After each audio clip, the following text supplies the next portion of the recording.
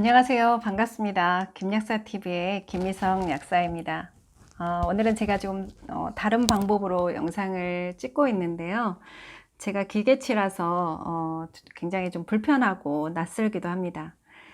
그런데 제가 한번 이런 제가 전달해드릴 이런 내용들이 굉장히 딱딱하고 재미없고 좀 지루할 수 있잖아요. 그래서 좀 이렇게 전달하는 방법을 좀 다르게 해보면 좋겠다라는 생각에서 오늘은 제가 패드를 이용해서 지금 이렇게 찍고 있습니다.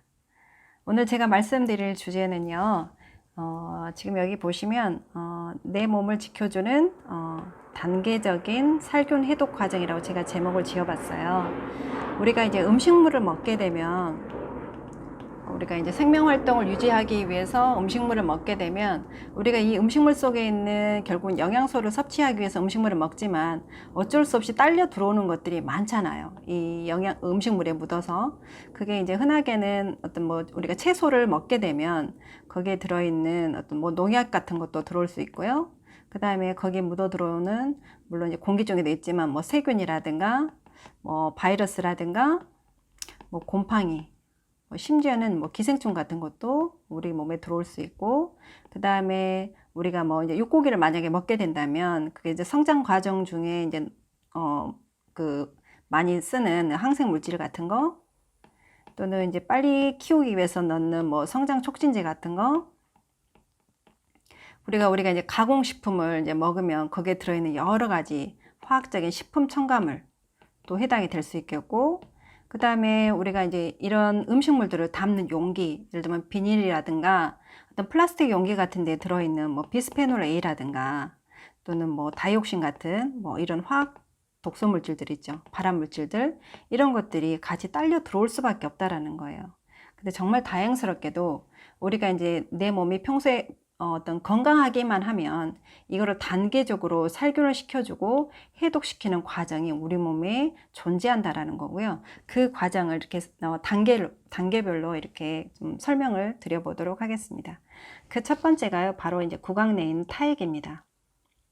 이 타액은요, 우리 몸에 들어온 음식물을 일단은 1차적으로 분해하는 프티알린이라든가 뭐 아밀라제라든가 펩신 같은 이게 소화 효소가 있어서 1차적으로 일단 분해는 큰 덩어리를 작은 덩어리로 이제 분해를 시켜서 이제 위로 넘기게 되고요. 근데 이제 지금 제가 말씀드리고자 하는 과정은 지금 살균이나 해독 과정이잖아요. 근데 이제 그 기능을 하는 게 이 타액에는요, 정말로 많은 백혈구, 살균 작용을 하는 백혈구하고요, 이 소염 작용을 하는 리소자임이나 이런 락토페린 같은 이런 효소들이 많이 있다라는 거예요. 그래서 일례로 보면요, 이게 우리가 타액이 부족하게 되면, 타액이 평소에 부족한 사람들은요, 이게 만성적으로 부족하는 경우는 이제 구강 건조증이라고 보통 부르는데, 이런 분들은요, 인후 염증이 다른 사람들보다 많이 앓는다라고 그래요. 그러니까 바꿔 말하면 이 75%에서 85% 정도 확률이 높다라는 거죠. 인후 염증이 타액이 부족하게 되면. 그래서 이런 사람들은 당연하게도 감기를 앓을 확률이 굉장히 높아질 수 있다라는 거고요. 그래서 만성적인 구강 건조증 있는 분들은 이게 설태라 그러죠. 이 백태라든가 이런 황태 같은 거. 이런 게 쉽게 껴서 입안이 굉장히, 이런 분들은 텁텁하죠.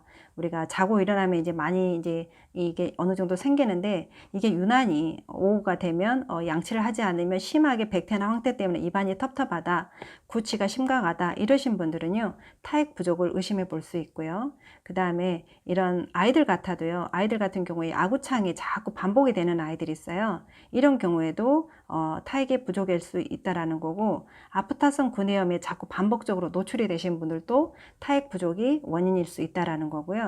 또는 입안에 상처 있죠. 이게 입안에 상처가 우리가 뭐 어찌됐든 말을 하다가도 음식물을 먹다가도 입안에 상처는 날 수 있잖아요. 그런 경우에 이 입안은요, 이런 백혈구라든가 이런 리소자임이나 락토페린이 충분히 많이 있기 때문에 그냥 놔둬도 이틀에서 대략 3일 정도면 자연스럽게 치유가 되는 게 보통 기본이거든요. 그런데 이 타액이 부족하게 되면 이런 살균이라든가 소염 작용이 원활치 않기 때문에 7일 정도가 지나도 그대로 더 지속이 된다든가, 오히려 2차적으로 이런 현기성 균이 감염이 돼서 2차적으로 다른 구내염으로 구내염으로 발전하게 될 수 있는 사람들이 많다라는 거죠. 이런 경우에는 타액이 부족하다라는 거고, 또는 이제 치주염 있는 경우 있죠. 이 치주염도 타액이 부족했을 때는 훨씬 더 확률적으로 치주염을 앓을 확률이 높다라는 거예요. 그래서 이런 타액이 그러면 부족한 사람들은 보면요, 이제 원인이 대체적으로 보면요, 그 첫 번째가 탈수의 원인이 있다라는 거예요. 탈수. 그러니까 우리나라 성인 경우에는요, 약 80% 정도의 성인에서 탈수 현상이 있다라는 거예요. 그렇다면 이 탈수 현상이 이렇게 많기 때문에 당연히 구강건조증으로 연결이 될 확률도 높아질 수 있다라는 거고요. 그래서 이 탈수라 그러면 단순히 피부의 탄력이 떨어진다, 뭐 이 정도가 아니라 정말 중요한 우리 몸의 체액이 부족하기 때문에 타액도 부족하게 되고 결국은 위액도 부족하게 되고, 이런 사람들이 결국은 장액 또는 이렇게 담즙, 쓸개즙, 그 다음에 췌장액, 모든 이런 결국은 혈액까지도, 혈액 총량까지도 부족해질 수 있다라는 거예요. 그러니까 굉장히 우리 몸에 이 탈수가 미치는 악영향이 굉장히 많습니다. 그래서 입안에서만 보더라도 이 탈수 현상에 의해서 이 타액이 부족하게 만들어지다 보면 이러한 만성적인 어떤 균의 감염에서 자유로울 수 없다. 이제 이거 알아두시면 좋겠고요. 또 한 가지는 타액이 부족할 수 있는 게 물론 우리나라 사람들만 해당이 되는 건 아니죠. 지금 이거 말씀드린 이게 자율신경에 의해서 이제 타액이 분비가 된다라는 건데, 분비량이 조절이 된다라는 건데, 이 자율신경은 교감신경과 부교감신경이 있잖아요. 그런데 이 만성적인 스트레스에 시달리는 분들은 이 교감신경이 비정상적으로 과잉 항진이 되어 있는 경우가 많다라는 거예요. 그렇게 되다 보면 당연히 우리가 스트레스 받고 잠을 못 자고 이제 그렇게 되면 어떻게 돼요? 당연히 우리가 타액 분비가 충분하지 않게 되겠죠. 그랬을 때는 이런 2차적인 입 안에 이런 문제들을 이야기할 수 있고, 정작 중요한 이러한 여러 가지 유해한 독소 물질들이 들어왔을 때 그걸 1차적으로 제거해주는 기능, 필터링 할 수 있는 기능이 약화가 돼서 그 다음 단계인 어떤 이런 위로 넘어가서 어떤 재균해주는 과정, 그 다음 세 번째로 소장에서 재균해주는 과정, 이런 과정들에도 이제 악영향을 미칠 수 있다라는 거예요. 그래서 일단은 침에 의해서 침이 얼마만큼 중요한지 이제 아실 수 있을 것 같아요. 그 다음에 이제 일단 위에서 이렇게 구강 내에서 이렇게 타액에 의해서 어떤 세균 1차 필터링이 되고 난 후에는 2차적으로 이제 위로 넘어가게 되죠. 그러면 위에는 위액 중에 위산이라는 게 이제 존재를 하죠.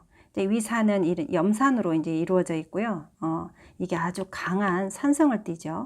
그래서 이 강한 산성 때문에 단백질을 분해할 수 있고, 또는 철분이 흡수될 수 있는 상태로 바꿔줄 수 있고, 그 다음에 비타민 B12 같은 경우는요, 이 염산이 있어야만이 이 비타민 B12가 흡수가 될 수 있어요. 그 외에도 뭐 여러 가지 기능들이 있는데, 이러한 이제 주요 기능들이 이제 이 단백질을 분해하고 뭐 철분을 흡수될 수 있는 형태로 바꿔주고, 이렇게 비타민 B12의 흡수에도 굉장히 중요한 작용을 하는데, 지금 우리가 하고 있는 부분은 이 부분이잖아요. 살균. 이게 강한 산성을 띠기 때문에 웬만한 균들은 거의 살균을 할 수 있다라는 거예요. 정말 중요하죠.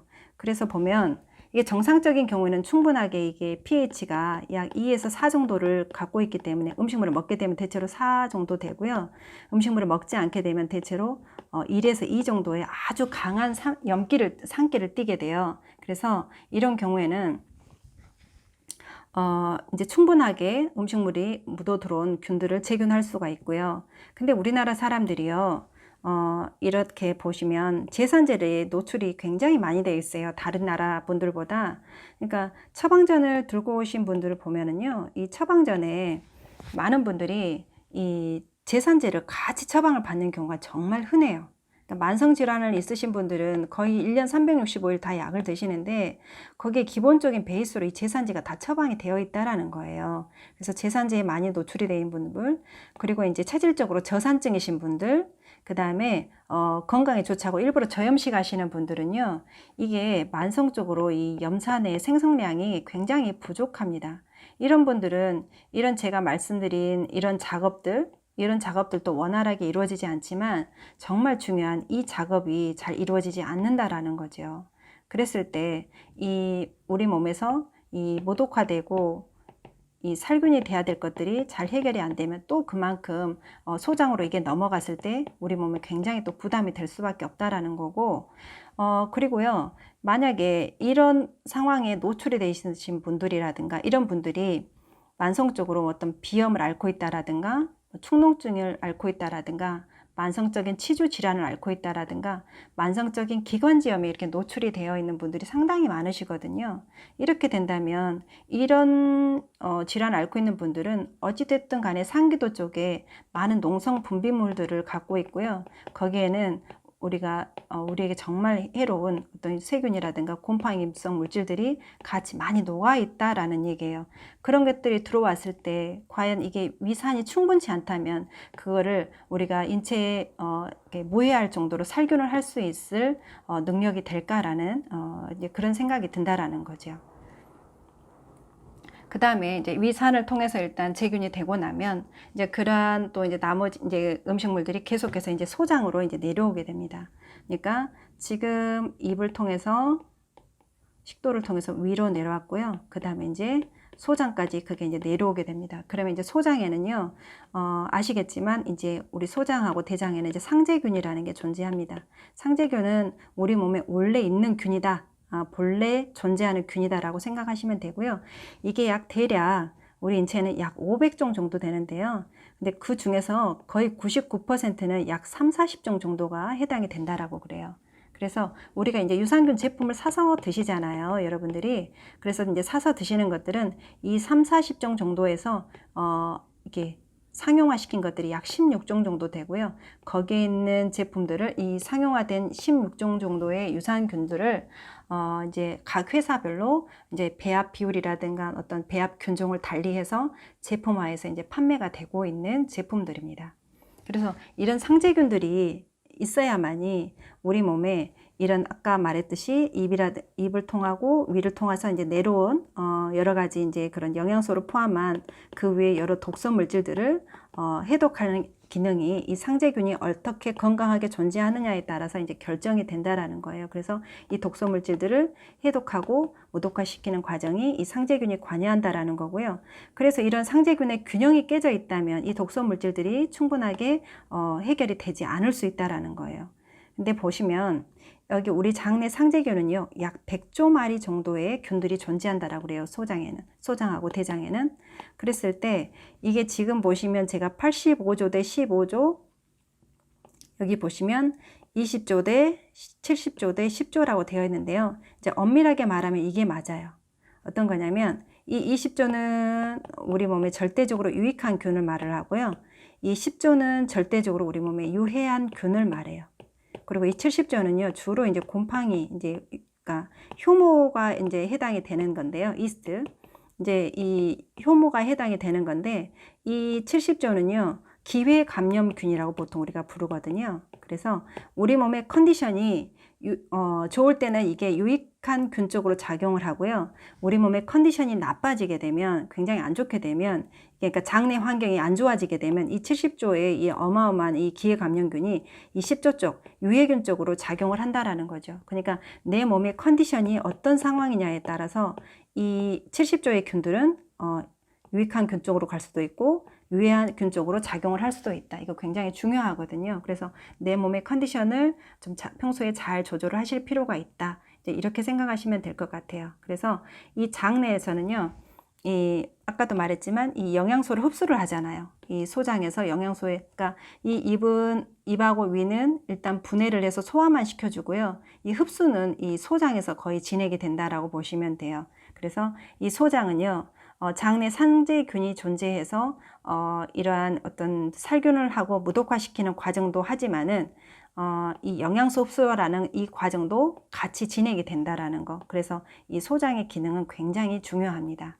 그래서 일단 이 소장하고 대장에서 이 상제균의 존재에 의해서 일단 또 세 번째로 필터링이 돼서 균들이 무독화가 되고 독소물질들이 이 균에 있는 이 균에서 만들어낸 이런 여러 효소 물질들에 의해서 여러 가지 화학 독소 물질들이 이제 분해가 되고요. 이제 그래서 그리고 나서 그 다음 과정이 이제 다음에서 말할 이제 간으로 들어가게 되는 거죠. 이제 간은 보시면 아까 말씀드렸다시피 제가 못 그리는 그림이지만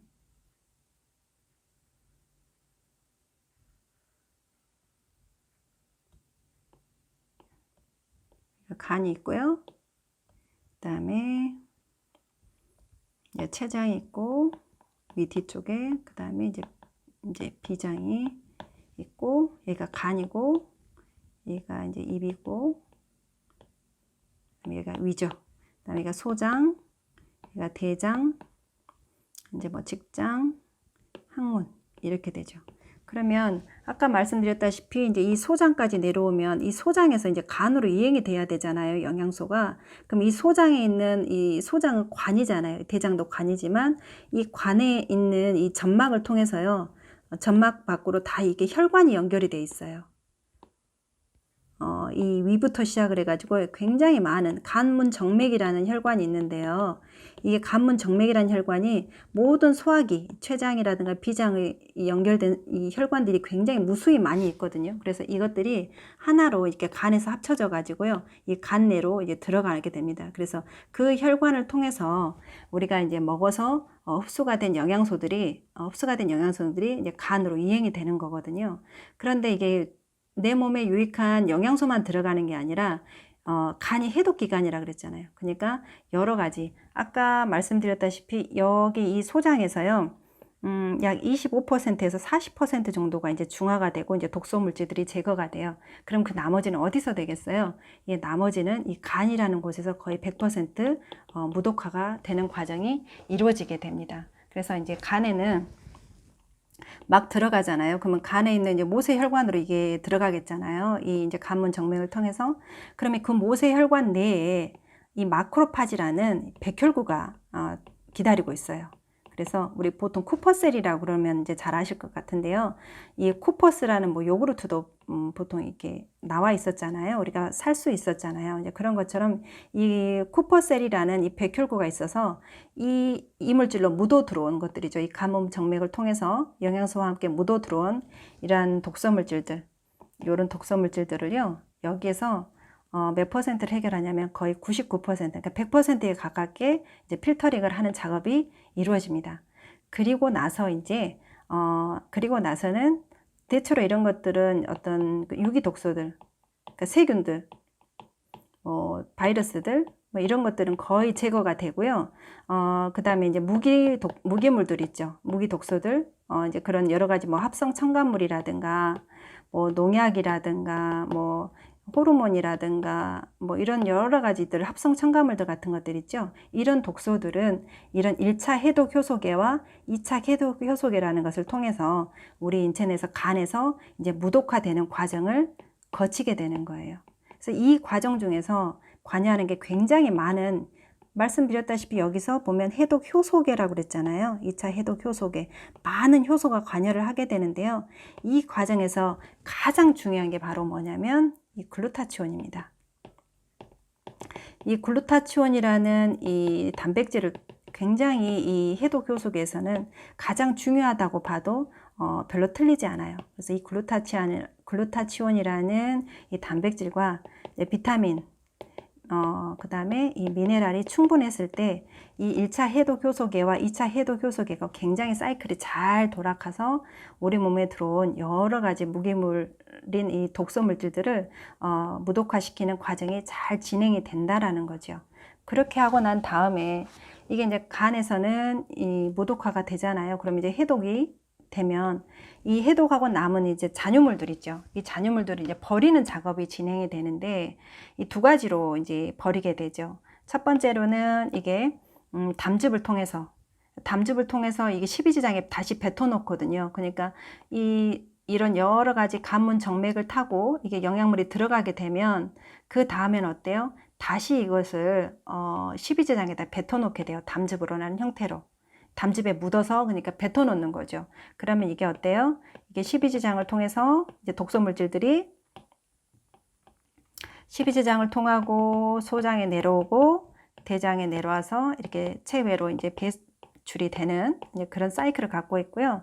이거를 이제 혈액을 통해서 또 뱉어놓는 독소 물질들이 있죠. 종류에 따라서 또는 크기에 따라서 이게 신장을 통해서 이제 배설을 해야 될 것들은 혈관에다가 뿌려놓죠. 혈관에다가 독소 물질들을 뱉어놓으면 이게 이제 혈류를 타고 돌다가 신장을 통해서 필터링이 돼서 이제 체외로 배출이 되는 이제 그런 과정을 갖고 있어요.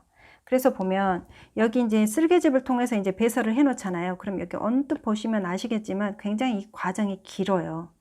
여기 보시면 이 12지장에서 이 소장을 거치고 이 대장을 거치고 이게 이제 항문까지 이제 나가는 과정이 굉장히 길거든요. 그래서 보면 이 소장과 대장의 환경이 굉장히 중요하다라는 거예요. 어떤 거냐면 이게 장내 기능이 좋지 않다. 예를 들면 장내 균총 환경이 아까처럼 이 뭐 20조 대 70조 대 10조인데 이게 유해균 쪽, 이 70조가 유해균 쪽으로 많이 작용해 있는 환경이 되다 보면요.